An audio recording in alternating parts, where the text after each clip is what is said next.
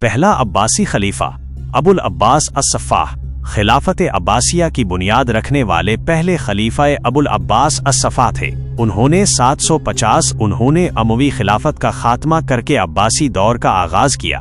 ابتدائی زندگی اور قیام ابو العباس الصفاح کا اصل نام عبداللہ بن محمد تھا۔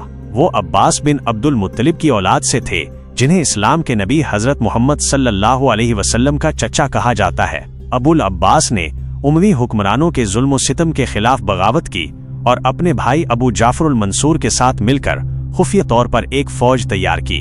عباسی انقلاب اور خلافت کا حصول 750 میں ابو العباس کی قیادت میں عباسیوں نے اموی فوج کو شکست دی اور ان کے آخری خلیفہ مروان دوم کو قتل کر دیا۔ اس طرح اموی دور کا خاتمہ ہوا اور خلافت عباسیہ کا آغاز ہوا۔ خلافت کا دور ابو العباس الصفاح نے خلافت کا آغاز بغداد سے کیا اور اسے اسلامی دنیا کا نیا مرکز بنایا۔ انہوں نے اپنی خلافت کو مستحکم کرنے کے لیے کئی اقدامات کیے، جن میں سے کچھ یہ ہیں: نئے شہر کی تعمیر۔ ابو العباس نے بغداد کو ایک نئے شہر کے طور پر آباد کیا اور اسے اسلامی دنیا کا ثقافتی اور علمی مرکز بنایا۔ علماء و فضلاء کی حمایت۔ انہوں نے علماء و فضلاء کی حمایت کی اور علم و ادب کی ترقی کے لیے کئی اقدامات کیے۔ مذہبی رواداری۔ انہوں نے مختلف مذہبی گروہوں کے ساتھ رواداری کا مظاہرہ کیا۔ وفات ابو العباس الصفاح صرف 4 سال تک خلافت کی باغ ڈور سنبھال سکے۔ 754 میں ان کا انتقال ہو گیا اور ان کے بعد ان کے بھائی ابو جعفر المنصور خلافت کے عہدے پر فائز ہوئے۔ خلاصہ ابو العباس الصفاح ایک تاریخی شخصیت تھے جنہوں نے اسلامی دنیا کی تاریخ کا رخ بدل دیا۔ انہوں نے اموی خلافت کا خاتمہ کر کے عباسی دور کا آغاز کیا اور اسلامی دنیا کو ایک نیا مرکز دیا۔ ابو العباس الصفاح اور اموی خلافت سے جنگ۔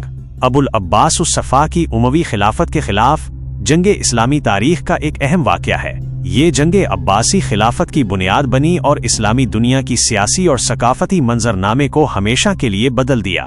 یہ جنگ کیوں لڑی گئی؟ امویوں کا ظلم و ستم۔ اموی خلیفہ مروان دوم اور اس کے پیشروؤں نے اپنی رعایا پر بہت زیادہ ظلم و ستم کیا تھا۔ انہوں نے غیر عرب مسلمانوں کو کمزور سمجھا اور ان کے ساتھ امتیازی سلوک کیا۔ عباسیوں کی مقبولیت۔ عباس بن عبد المطلب کی اولاد، جن میں ابو العباس بھی شامل تھے، قریش کے دوسرے خاندانوں میں بہت مقبول تھے۔ لوگ انہیں زیادہ عادل اور دیندار سمجھتے تھے۔ خفیہ تحریک۔ ابو العباس اور ان کے بھائی ابو جعفر المنصور نے امویوں کے خلاف خفیہ طور پر ایک تحریک چلائی اور لوگوں کو اپنی طرف راغب کیا۔ جنگ کا آغاز اور انجام۔ ابو مسلم خراسانی نامی ایک فاتح نے خراسان میں عباسیوں کی قیادت کی اور اموی فوج کو کئی شکستیں دیں۔